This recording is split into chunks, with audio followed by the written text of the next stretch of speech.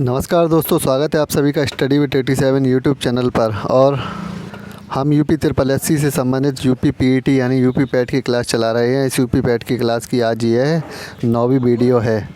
UP PAT की इस series में हम सामान्य ज्ञान पर आधारित इतिहास के तीनों भाग प्राचीन, मध्यकालीन एवं आधुनिक भारत, भूगोल, राजनीति शास्त्र, सामान्य हिंदी, सामान्य विज्ञान, computer, Uttar Pradesh special, current, ग्रामीण परिवेश, इन सभी संबंधित विषयों से प्रश्नों को इस वीडियो में प्रत्येक वीडियो की बात ही कवर करेंगे। यूपी पैट की यह सीरीज़ यूपी SSSC के सभी एग्ज़ामों के लिए बहुत ही महत्वपूर्ण साबित होगी। तो चलिए शुरू करते हैं वीडियो को। पहला प्रश्न हमारा इतिहास के आधुनिक भारत से लिया गया है। प्रश्न है कि हिंदुस्तान रिपब्लिकन एसोसिएशन का गठन किसके द्वारा किया गया था। तो बहुत ही महत्वपूर्ण प्रश्न है, कई बार परीक्षाओं में पूछा भी गया है और आगे भी पूछे जाने की संभावना है। बहुत ही महत्वपूर्ण क्रांतिकारी संगठन है। सचिन नाथ सान्याल के द्वारा इस संगठन का गठन किया गया था। इसे शॉर्ट में HRA भी कहा जाता है। देख लेते हैं इसके विषय में। 1924 में कानपुर में हिंदुस्तान रिपब्लिकन एसोसिएशन HRA का गठन सचिन नाथ सान्याल के द्वारा किया गया था। यह वही संगठन है जिसके द्वारा काकोरी कांड को अंजाम दिया गया था। हमारी जो आधुनिक भारत की सीरीज चल रही है उसमें हम इस टॉपिक को यानी HRA और काकोरी कांड से संबंधित महत्वपूर्ण टॉपिक को विस्तार से कवर करेंगे।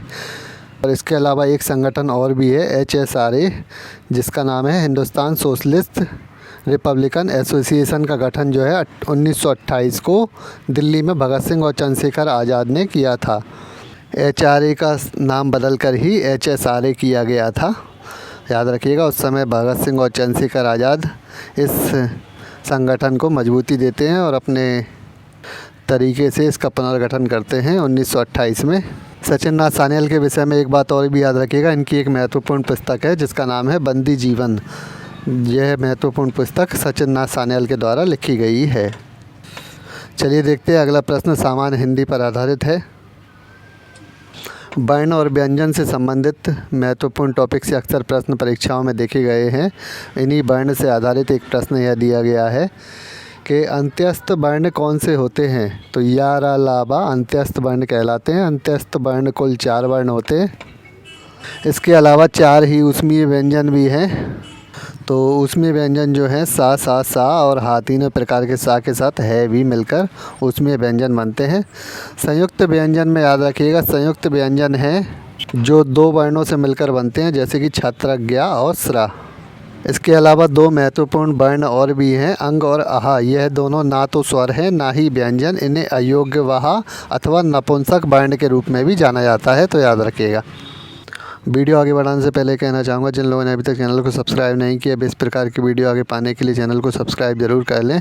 चलिए देखते हैं अगला प्रश्न इतिहास के प्राचीन भारत पर आधारित है। नालंदा विश्वविद्यालय की स्थापना किसने की थी। बहुत ही महत्वपूर्ण प्रश्न है, नालंदा विश्वविद्यालय पर आधारित। तो याद रखिएगा, नालंदा विश्वविद्यालय की स्थापना कुमारगुप्त के द्वारा की गई थी। बिहार में स्थित नालंदा विश्वविद्यालय की स्थापना गुप्त वंश के शासक कुमारगुप्त ने की थी। नालंदा पर पहला आक्रमण या हमला जो है वह मिहिर कुल के द्वारा किया गया था, यह भी याद रखिएगा। और बाद में मोहम्मद गौरी का एक गुलाम था बख्तियार खिलजी, इसने इसे जलाकर नष्ट कर दिया था। और एक महत्वपूर्ण पॉइंट और भी याद रख लीजिएगा कि विक्रमशिला विश्वविद्यालय की स्थापना है वह धर्मपाल ने की थी, पाल वंश का शासक। ये 3 प्रमुख विश्वविद्यालय हैं जिनमें से नालंदा, विक्रमशिला और तक्षशिला शामिल हैं। और जो सर्वाधिक प्राचीनतम विश्वविद्यालय है वह तक्षशिला है। ये सभी महत्वपूर्ण पॉइंट इन सभी विश्वविद्यालयों पर आधारित, याद रखिएगा, प्राचीन विश्वविद्यालय हैं। चलिए देखते हैं अगला प्रश्न सामान्य विज्ञान पर आधारित है। लाइकेन किसके सूचक अथवा संकेतक होते हैं। तो याद रखिएगा, लाइकेन वायु प्रदूषण के सूचक अथवा संकेतक हैं। जिन क्षेत्रों में वायु प्रदूषण अधिक होता है वहाँ लाइकेन नहीं उगते हैं, यह बात याद रखिएगा। यानी कि लाइकेन जहाँ पर उगते हैं वहाँ वायु प्रदूषण नहीं होता है। इस प्रकार से वायु प्रदूषण से रहित स्थानों का संकेत देते हैं। लाइकेन थैलोफाइटा प्रकार की वनस्पति है जो कवक और शैवाल दोनों से मिलकर बनती है। लाइकेन मृदा निर्माण की प्रक्रिया में भी सहायक होते हैं। लाइकेन पर आधारित इस प्रकार के प्रश्न अक्सर परीक्षाओं में पूछे जाते हैं। इनके अलावा आर्चील और लेकनोरा लाइकेन जो है उनसे नीला रंग प्राप्त होता है, यह भी बात याद रखिएगा। और एक महत्वपूर्ण बात आपको और भी बता दूं कि लाइकेन से इत्र भी बनता है और कई प्रकार की औषधियाँ भी प्राप्त होती हैं, जैसे डायरिया, पीलिया, इन सब की दवाइयाँ भी लाइकेन से बनती हैं।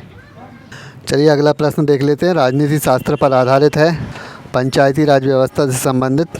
पंचायती राज व्यवस्था को किस संविधान संशोधन में शामिल किया गया था? तो याद रखिएगा 73वें संविधान संशोधन के द्वारा पंचायती राज व्यवस्था को जोड़ा गया था। 1992 में 73वें संविधान संशोधन के अंतर्गत ही पंचायती राज व्यवस्था को कानूनी दर्जा प्राप्त हुआ था। स्थानीय स्तर पर शासन में लोगों की भागीदारी को सुनिश्चित करने के उद्देश्य से पंचायती राज व्यवस्था लागू की गई थी। उत्तर प्रदेश में पंचायती राज व्यवस्था त्रिस्तरीय मॉडल पर आधारित है, जो बलवंत राय मेहता समिति के द्वारा दिया गया था। तो ये सभी महत्वपूर्ण पॉइंट हैं, याद रखिएगा। ग्राम स्तर पर ग्राम पंचायत, ब्लॉक स्तर पर खंड पंचायत और जिला स्तर पर जिला पंचायत, तो याद रखिएगा तीनों के विषय में। चलिए देखते हैं अगला प्रश्न, हिस्ट्री के मध्यकालीन भारत पर आधारित है। पानीपत के प्रथम युद्ध में बाबर ने किस युद्ध पद्धति को अपनाया था? तो बहुत ही महत्वपूर्ण प्रश्न है। इसके अलावा हमारे मध्यकालीन भारत की सीरीज भी चल रही है, जिसमें हमने सभी मुग़ल काल को प्रश्नों के माध्यम से कंप्लीट किया है, जिन्हें आप प्लेलिस्ट में जाकर चेक कर सकते हैं। तो चलिए देखते हैं इस प्रश्न में, पानीपत के प्रथम युद्ध में बाबर ने उज्जवेको तुलगमा युद्ध पद्धति को अपनाया था। पानीपत का प्रथम युद्ध 1526 में बाबर एवं लोदी वंश के अंतिम शासक इब्राहिम लोदी के मध्य हुआ था और इस युद्ध में बाबर की विजय हुई थी, जिस वजह से भारत में मुग़ल शासन की स्थापना हुई। पानीपत के युद्ध में सर्वप्रथम भारत में तोपों का सर्वाधिक उपयोग हुआ था। बाबर ने तोपों को सजाने की उस्मानी अर्थात रूमी विधि को अपनाया था। तो ये सभी महत्वपूर्ण बातें हैं प्रथम पानीपत के युद्ध के विषय में, याद रखिएगा। चलिए देखते हैं अगला प्रश्न, भूगोल पर आधारित है। भारत का सबसे ऊंचा दर्रा कौन सा है? तो काराकोरम दर्रा है, लद्दाख क्षेत्र में स्थित है, भारत का सबसे ऊंचा दर्रा है और इस दर्रे की ऊंचाई 5664 मीटर है।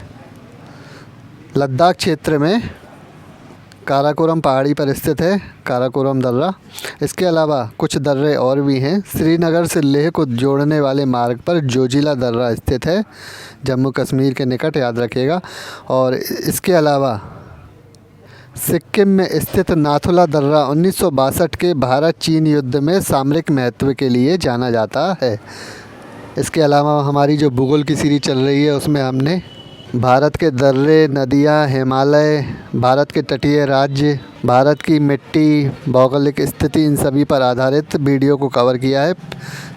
भूगोल की सीरीज के लिए आप प्लेलिस्ट में जाकर चेक कर सकते हैं। चलिए देखते हैं अभी अगला प्रश्न, कंप्यूटर पर आधारित प्रश्न है कि प्लॉटर किस प्रकार के डिवाइस का उदाहरण है? तो याद रखिएगा प्लॉटर एक आउटपुट डिवाइस का उदाहरण है। प्लॉटर का उपयोग ग्राफ एवं रेखाचित्र निकालने के लिए किया जाता है। फ्लैक्स अथवा बड़े नक्शे प्रिंट प्लॉटर से ही किए जाते हैं।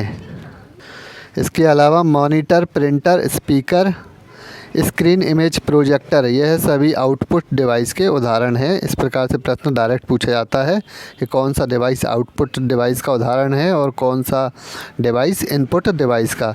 तो इनपुट डिवाइस के विषय में भी देख लेते हैं।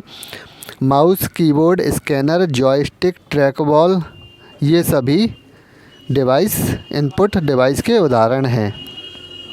कंप्यूटर के ये प्रश्न आपके SSC के एग्ज़ाम के लिए भी बहुत महत्वपूर्ण है। जिन्होंने अभी तक SSC का एग्ज़ाम क्वालिफाई नहीं किया, वे आने वाले UP SSC के सभी एग्ज़ामों के लिए SSC का एग्ज़ाम ज़रूर क्वालिफाई कर लें, क्योंकि आने वाले सभी SSC के एग्ज़ामों में SSC कंपलसरी ही होगा। तो जल्द से जल्द आप SSC का एग्ज़ाम क्वालिफाई कर लें।